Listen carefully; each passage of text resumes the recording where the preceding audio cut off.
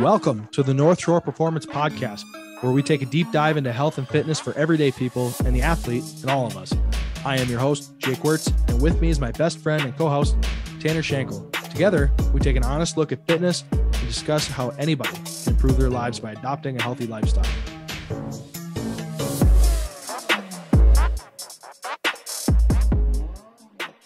Welcome back to another edition of the North Shore Performance Podcast. Like we said in the intro, my name is Jake. This is Tanner, and we're going to talk about some of our goals for 2023 in this podcast. So Tanner, why don't you take it away? Tell me what you think. Well, I think goal setting is super important. It helps you kind of stay on track and stay motivated. I think motivated is a term that's overused, but in terms of goals, I think it's super, super important. As far as my goals, my personal goals are kind of more strength orientated. Because a lot of my personal goals are kind of getting this North Shore performance going. But one of my main goals is to pull 600 pounds. I think that's kind of one of my life goals, but I think pulling 500 has got me chasing the next 100 pounds. I know it's a little lofty, but I think with some focused training, I can get there.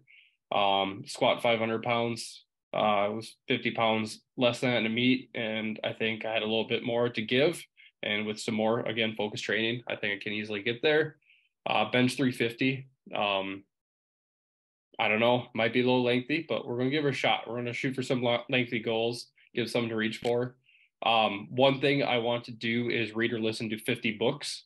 I'm going to do this. I know we talked about SMART goals in the previous podcast, and Wirtz will touch them more. But I always shoot for a goal of reading 50 pages a day.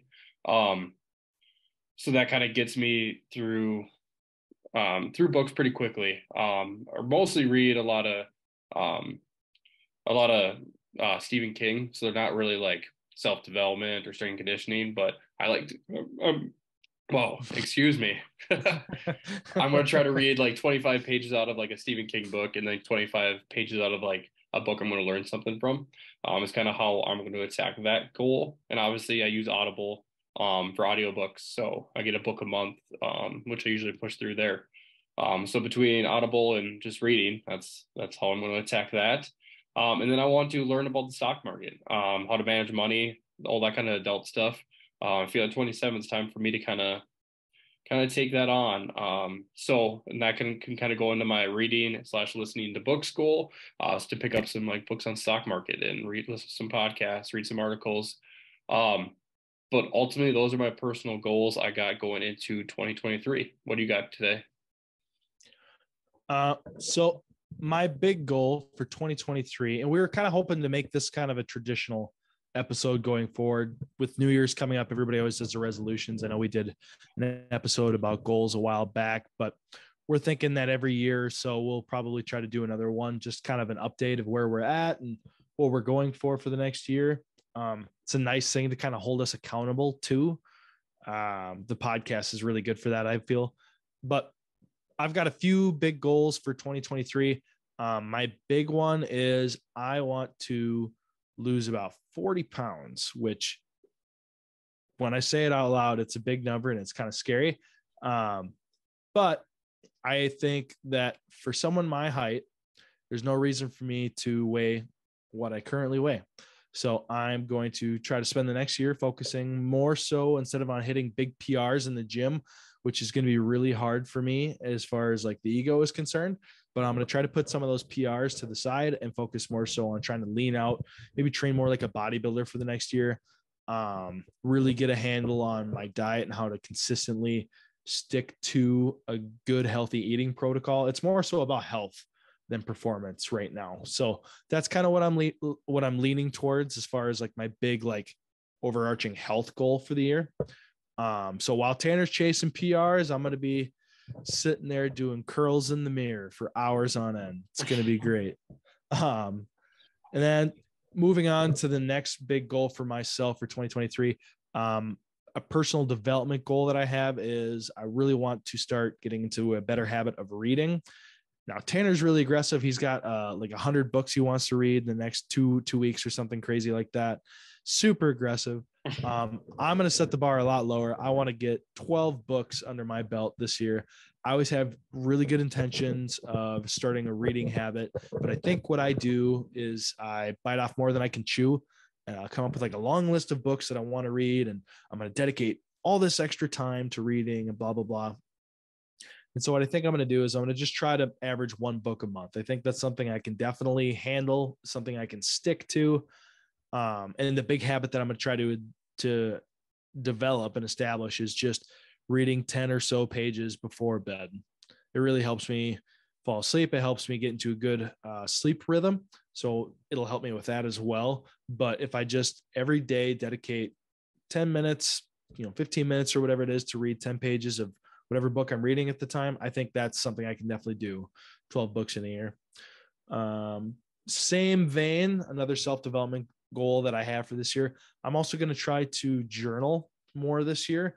I want to journal every day. I don't know if that's going to happen, but I think the best time of day for me to journal is probably going to be in the morning when I first wake up before I go to the gym, have my cup of coffee, stand in the kitchen and just write a couple lines about what's on my mind that day and try to reflect on what I want to get done that day, perhaps. But I think that it's a really good habit for people to get into. And so I'm definitely going to start a journaling habit in the morning. And I think it's really important to decide when and where you're going to do something, not just say, oh, I'm going to do this. Like the reading thing, I'm going to do it before bed, 10, 15 minutes before bed. Journaling, I'm going to do it in the morning. That's something that James Clear talks about in his Atomic Habits book, which if you haven't read that one doesn't count for my 12 this year because I read it last year, but that is an amazing book. I highly recommend that. But he talks about when you try to set a goal for something, really decide and establish when and where and how you're going to do it. Don't just say you want to do it, but really visualize and dedicate a certain time and place to do it. And then my last goal, personal goal for the year, is I want to write at least 5 training programs. And these will probably just be free training programs that we release to the public or something like that. It's something that I really enjoy doing. I've had a few people at work ask me to write up a couple. I had a friend of mine at work, him, we play fantasy football with him. He wanted me to write a program for his son who's playing football. And he's really good about working out with his kid, but he's like, we don't really know what to do sometimes. So he's like, could you just write me one? And I was like, sure. And so I did that and they really enjoyed that. I really enjoyed writing it. And so it was kind of fun to check up on him and his son and their progress with it and stuff and get some feedback. So that was great. And then there was another kid at my work who was trying to put on some muscle and a little bit of size. So he asked me for a couple workouts. And so I wrote him something as well, but I really enjoyed doing that. So I'm going to try to get a few more programs written this year, at least 5, and then we'll probably release them to the public at some point. Yeah, no, I think I like how you talked about Atomic Habits for one, because I read that last year too, or technically this year. I think maybe it's a book I might try to reread again. I feel like that one's you could almost reread that one every time and get some different information out of it. But I liked how you talked about how you're going to do it, or your goal, your action plan, and like what is going to show you that you have success. Which is kind of cool. Like talked about, essentially did SMART goals without actually like going through the acronym. You've done that acronym so many times, you can kind of just have a thought process of how you're going to attack your goals. Yep. Yeah. And I sorry to cut you off there.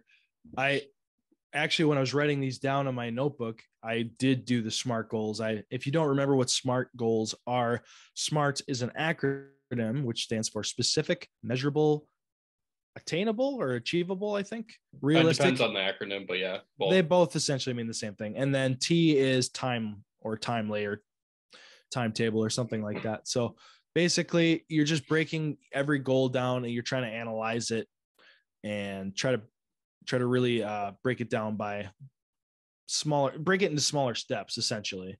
Yeah. And like the more specific the goal, the easier it is to gain. So like, instead of, I want to lose some weight, well, how much weight do you want to lose? You have lose 40 pounds.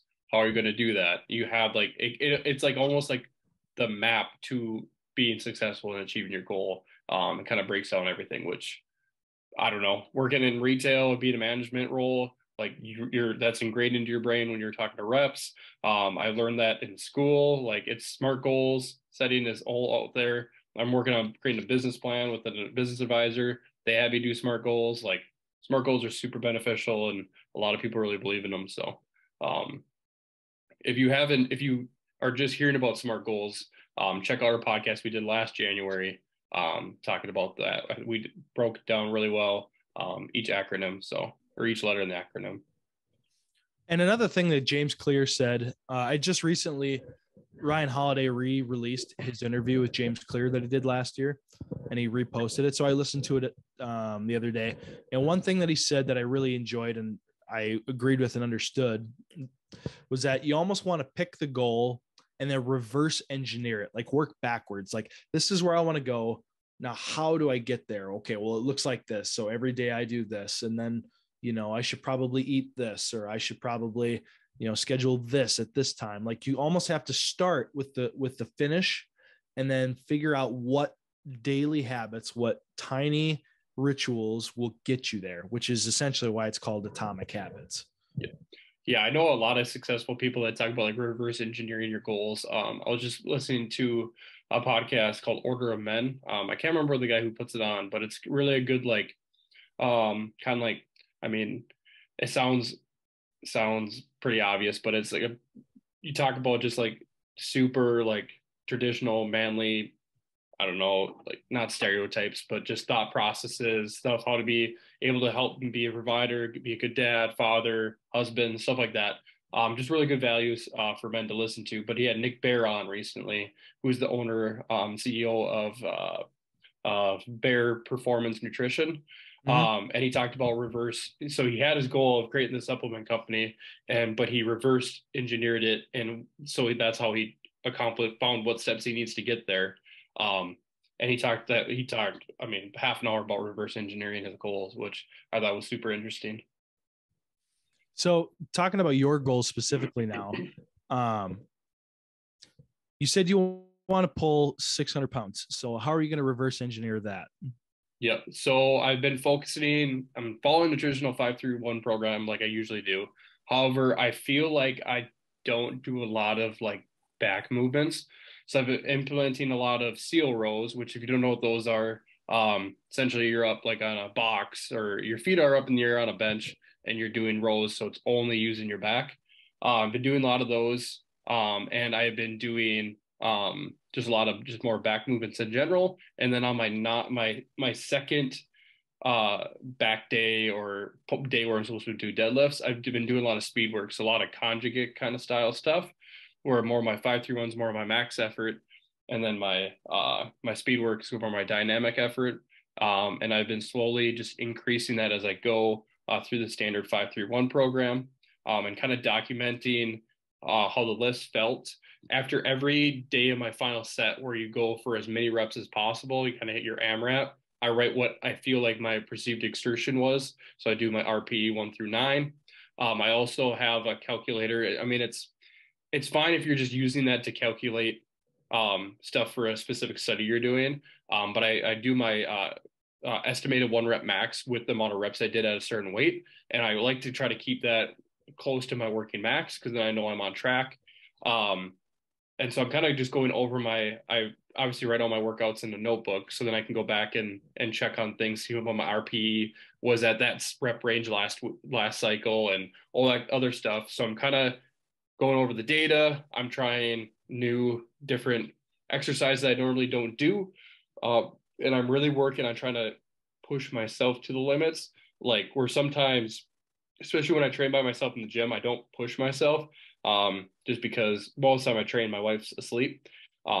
So if I have a bar drop on me or anything like that, I'm probably gone skis. So, but I've been working more like the lifts where it's safe for me to push myself, like the deadlift and stuff. Trying to get that mental like approach where you can grind through a lift.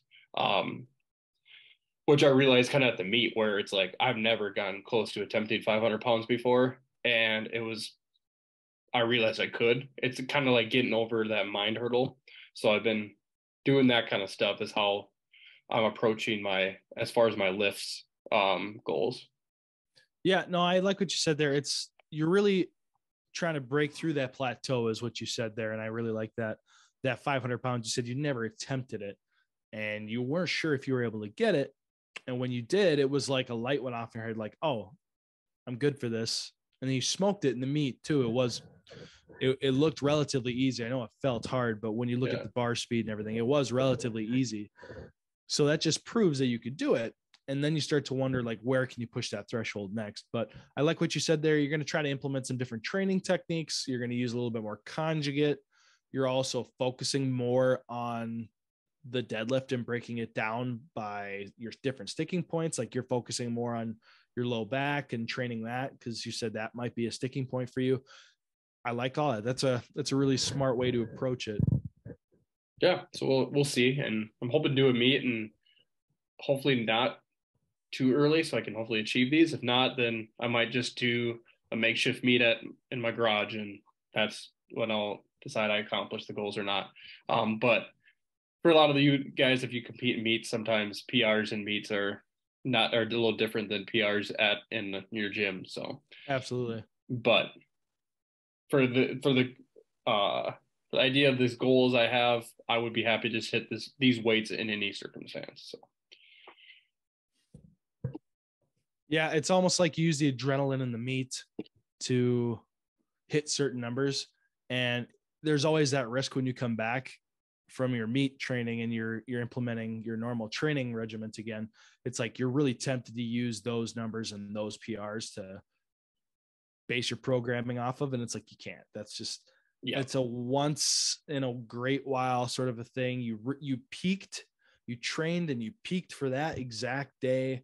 It's like most of the time your training circumstances, you're not that strong as you were on the day of the meet. Yeah. So you can't treat your training like a meet. So, all right. So for the next section of the podcast, we're going to kind of talk about our goals as a show, as a company, as a brand, whatever you want to call us. We're going to talk about our goals for North Shore Performance for 2023. So Tanner, why don't you start us off with our number one goal for 2023 as a podcast, as a team, as a dynamic duo? What are we going to do this year? We're going to have 20 podcasts at least released. So that puts us at a little less than average 2 a month. But we're hoping to not allow life to get in the way. And we're brainstorming ideas constantly the last couple of weeks. And so we're going to put out a lot of content this year. That's a lot of these goals we're going to be talking about today are really content driven. We want to try to get as much information out to you guys that are listening and hopefully gain some new listeners. And so on many different platforms, on many different types of content. So yeah, 20 podcasts, that's where we're going to get. And hopefully they're all bangers, as the youth say. There's nothing more cringe than the way you said bangers there. I'm not going to lie. That really bothered me. I'm not going to be able to sleep. But yeah, 20 podcasts. I think that's definitely doable for us. Like you said, we're brainstorming ideas constantly, and we just started up. I mean, we've had one before, but we've revamped our content ideas that we have a shared document of. And so we're constantly posting new ideas there. We're always thinking about the next podcast. And yes, for those of you counting, this one will count for 2023 because we are going to release this after the first. So a little bit of gamesmanship there, but it all counts. Going for 20, this will be number one. So that's kind of what we're shooting for. And the next big goal for us this next year, like Tanner said, we're going to try to get different kinds of content out there for everybody to consume. So we have these like longer form podcasts, they're YouTube videos, and also there's the audio form on Spotify and other platforms and such.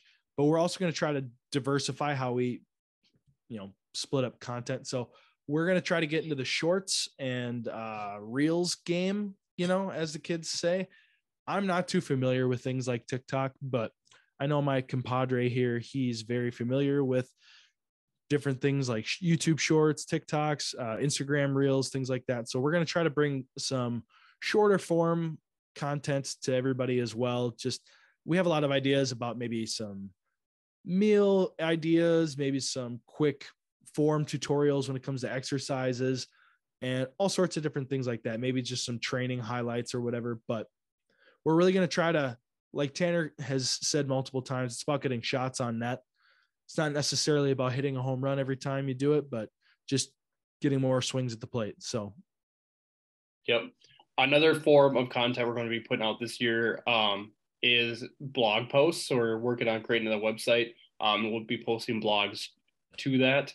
One of my kind of lifter strength coaches that I really admire is Jim Wendler. And he has a really good blog post on his website. But a lot of those guys, that's how they share. Those elite FTS guys, they would all just share just free content on different forums and stuff like that.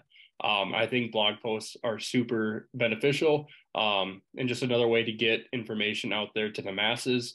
I know videos and podcasts are kind of the rage right now, but sometimes it's nice to sit down and just read a quick 5-minute blog post about some kind of training or some kind of thought you had. Just another way for us to take ideas and put them out into the world. So 20 blog posts is our goal this year. So roughly a little less than 2 a month. I think that's super, super doable. Already working on some different ideas that will come to you once that website's up and running. Yeah, Tanner, you kind of buried the lead there. I feel like this just in, we are going to be starting up our own website. So what's the name of the website, Tanner, for everybody to look it up? It will be northshoreperformancetraining.com. And that will be up hopefully by the end of January, I think is what we said tentatively. But just give us a little patience and time on that. That's going to have a bunch of different stuff on there as far as like our blog posts, like Tanner said. There will be some other content that we post there, I'm sure. Maybe some programs for people to consume and just different services and things that we might provide. And also just a way to get in touch with us if you have anything that you might have a need for as far as like training or programming is concerned. But yeah, so that's very exciting. That'll be up hopefully by the end of 2023 January. I really like what you said there too about the blog post, because that's how a lot of those guys got their start, like Tate and Wendler and all those guys, especially the ones that trained at Westside. They all were constantly posting on these different blogs and different forums, because I mean, we take it for granted now where we can just look at Instagram or YouTube and we see all this amazing information out there, all this great content with different perspectives and different training styles and things like that. There wasn't that kind of resource back then. So basically the best thing that was going for them were these blog posts. I know bodybuilding.com had a huge and very popular blog forum. That's how Lane Norton kind of got big. But like Wendler and Tate and all those guys, they were posting on Elite FTS. And that's kind of how those guys got their start as far as being like public figures and stuff like that. But that's really how a lot of this stuff started. That was the first really global way to share that information with everybody. Yep. And it's kind of, so Jim Wendler, Matt Rhodes, and Dave Tate were all on Table Talk, and I think it posted Wednesday so yesterday. But they talked about like before times where they're like at the age where they're kind of the forgotten guys. They're not really fitness influencers. They don't really have a social media presence, but all the people that were super big into like lifting way in like the 80s, 90s, early 2000s, they all knew who these guys are because they had such a cult following with their blog posts and forums, and they have their name from there. But eventually people are going to dig up those names, start looking at those blog posts again, because humans are super cyclical. They're going to start finding this information again, and they're going to bounce back to it. But I think it's important to get our information in many different formats, because some people like, I don't want to watch videos, or like, I need to be quiet. I can't sit in the living room and watch this video, but I could be quiet and watch this forum or read this blog post. So just trying to diverse our way of putting out content for people, and hopefully we can get outreach to as many people as possible. Yeah, and I think there's something to be said too for people learn in different ways. Like sometimes I have a really hard time sitting down and reading something really in depth about a topic, which is why like the reading goal that I have is much less aggressive than yours, because it's something that I have a hard time getting myself to do, to sit down and read something. But I can watch a 20-minute YouTube video on something on my break or in the morning when I'm eating breakfast or whatever. That's how I like to consume information. But I like the fact that we're going to be doing different things for people who might learn in a different way. And also, hopefully, it'll help us kind of improve the way that we communicate things as well, doing different forms of content. Yeah, I agree. I think it'll help us get better at expressing different information because we'll be writing, we'll be talking, we'll be recording, we'll be just shooting videos and doing talk. Like it's going to make us have to get out of our comfort zone, and that's always good. There's no development, or there's only development out of your comfort zone, in my opinion. So we just got to get out of it, and we're going to push for it and crush these goals this year is the plan. Yeah, and I think that's a really important thing for us to remember, is that as much as we like to talk about health and fitness, I think at our core, one of our big values is just self-improvement and self-development above anything else, because we talk a lot about like intellectual goals and things like that as well. Like you were talking about, you wanted to start managing your money a little differently, and you wanted to start learning about the stock market and things like that, which I think those are all super, super great goals to have. But it's not just a fitness goal. You know what I mean? Yeah. There's more to life than just working out and training and eating chicken and rice and things like that. There's growth outside of that. And we're aware of that. So I think it's really going to be cool for us to try to grow in different ways, intellectually, physically, emotionally. I think those will be very, very cool for our followers to watch as we document this going forward. Yeah. And I think you can look at our business name or company name, North Shore Performance, and you can take that term performance can be taken in many different ways. Obviously, we're very focused on strength conditioning, and nutrition, stuff like that. Yeah. But it's in the end, like anything like reading is super beneficial, getting good sleep, like stuff that's just going to make us more successful people. And in the end, ultimately, I think one of the big values that we hold close to ourselves is being able to help people, help our community, help our family members, and our loved ones, and just being able to help people in general. Like most people don't want to go and do what we do in the gym and lift every single day, but they want to get healthier. So it's just helping people achieve their goals and just overall performance, and make everyone that's around us and try to help them achieve their goals and be better people. Yeah. And one purpose that we really serve, and something I'm really passionate about, and I know you are too, is just making health and fitness accessible to everybody. You know what I mean? Like you and I are very average, everyday Joe guys. We're just normal people, and fitness is a huge part of our life.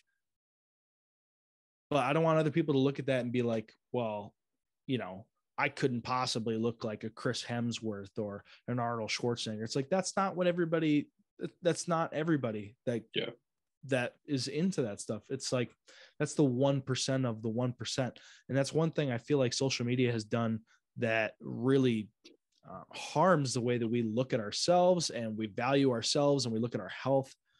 So I really think that one thing I appreciate about the way we look at things, the way we try to take the approach is like, is this going to be accessible to everybody? You and I, we really like our big three, our squat, bench, deadlift, and squatting in a singlet and slapping chalk on our backs. That stuff is fun, but that's not for everybody. We can see that. We can realize that there's different training modalities and there's value to all of them. Really, just because it's not something I might enjoy doesn't mean that it's not valuable to somebody else. So I really want to make all the information that we have and everything that we're striving for to be really accessible to everybody. So that's going to be one of our, I guess, overarching aims over the next year, to put out a lot of content, but not try to preach to people, because you and I, like I said, we're both just your average Joes. We're just trying to get a little bit better every day, like you guys. Yep, exactly. It's trying to show people that it's not about like going cold turkey and everything and just it's a journey, and it's important to take baby steps. And there's gonna be some things you don't want to do, and that's fine. But it's finding something that's gonna work for you, and that's the journey in health and fitness, just in life. It's all very personal, and it's finding things that work for you. So, yeah. But we've got a lot of good ideas coming up in the near future. I know we were talking about having my brother Ryan on a podcast here soon. He's got a lot of wild ideas, as you saw the other day. He's an interesting fella. He's on his own self-improvement journey, and super proud of him and super excited for him and what his future holds. So really want to get him on and kind of pick his brain. He's got a lot of wild ideas, like I said. We are going to be doing some more documentation as far as like some eating, like a day in the life, what's it like to eat when you're Tanner. All he eats is basically liver and broccoli. So it's going to be a quick video. But we've got a lot of different things that we're going to kind of bring in the next few weeks to next few months. So why don't you take us on out of here, Tanner? Sounds good. As always, no excuses. No regrets. Bye.